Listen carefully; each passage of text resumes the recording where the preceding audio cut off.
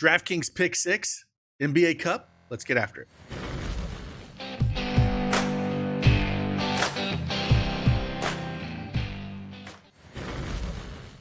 Hey, what's going on, everybody? It's Craig Bennett, aka CashKeg, here at Daily Edge Sports, and we have partnered with DraftKings PICK6 to bring you 3 picks for tonight's NBA Cup slate. If you don't have that DraftKings PICK6 account, make sure you download it. Use that promo code CashKeg. And new PICK6 customers play $5, get $50, and PICK6 credits guaranteed. Let's get after it.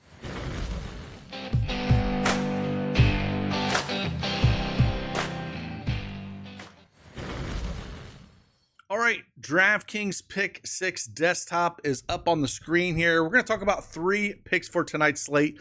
Little recap yesterday. We got there. Alex Sarr got his couple blocks.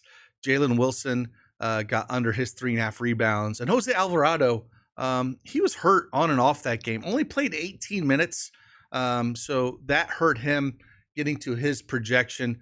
We got 3 more picks for you here. First one we're going to go to a little revenge narrative, if you want to say. Let's go to Klay Thompson. Now, this one, I think one of 2 outcomes is going to come with Klay here. I'm going to go more than 15.5 points here. As you can see, he's only cleared it once out of his last 5 games. But he is going back to Golden State, back to the Bay. And I think this is a spot where Klay Thompson's going to want to absolutely go nuclear. And he's got the matchup for him. If we look at some of the other shooting guards that have went up against Golden State this year, I mean, Okoro put up 16 points, Derek White 26, Lou Dort put up 16 against them. And the Warriors are bottom 5 in catch and shoot guys like Klay Thompson. That's what he's doing. He's spotting up at 3. He's looking for catch. He's looking to shoot it. And that's what where Klay Thompson's going to get his buckets at. The shots have been there the last 2 games. If we look at Denver and Phoenix, where he put up 12 and 10 points. I mean, he put up 13 shots both games, but just shooting bad, 31% both games. And I think he's going to absolutely try to go off here. This projection has, moved a little bit. It was at 13.5 points when it did open up. It moved to 15.5 points here for the projection. So the projections moved a little bit, but like I said, this is either going to be Klay Thompson absolutely shooting the rock and getting 10, or he's going to put up like 30. I don't think there's going to be in between here. So just kind of wanted to mention this, kind of you dive into it, decide what you want to do with this pick. But Klay Thompson going back to the Bay, I have to be on this. I have to go more than 15.5 points. Second pick we're going to look at here, we're going to go to Giannis.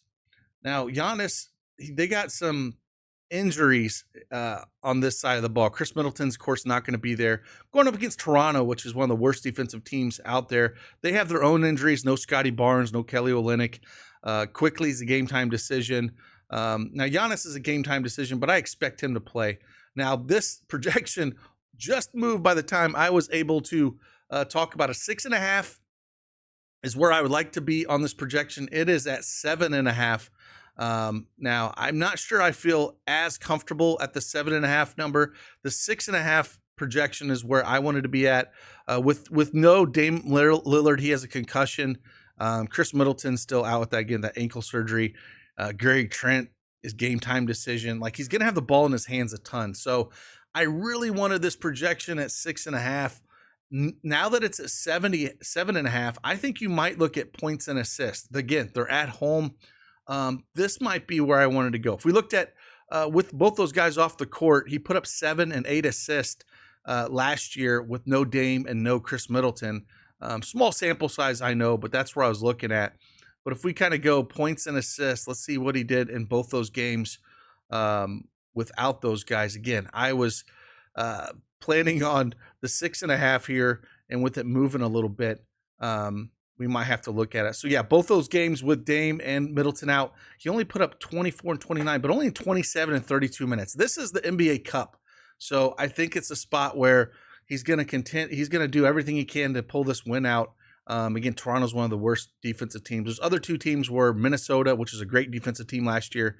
He had 17 points, 7 assists, and then 21 points and 8 assists in a game against Memphis last year, and they ended up losing 111 to 101. So I'm still torn on this right now, to be honest with you. Maybe you want to go assist and rebounds. I really wanted the 6.5. I might still take a shot on the 7.5 projection here for Giannis, but something to consider here, depending on where you want to look at. But it's a great matchup.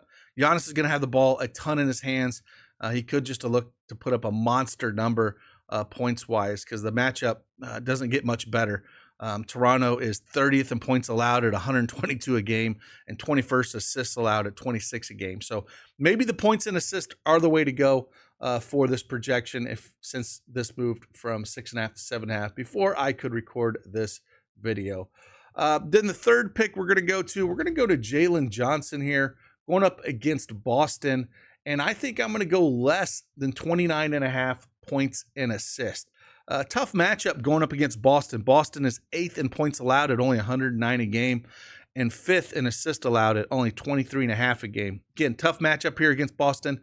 If we look at if we just look at 2024 in general, he's only cleared this projection in 3 of the games this year. So 3 of the 11 games, he has went less than this 29.5 points and assist in 73% of the games, and now gets a tough matchup here going up against Boston. I like going less than 29.5 points and assist for Jaylen Johnson. There's 3 picks for you. Again, thank you for DraftKings for sponsoring this video. Hopefully it helps you out in your decision-making process. Appreciate you guys. Like always, hit that like button for me. Subscribe to the channel. And like always, I'll see you on the flip side. Deuces.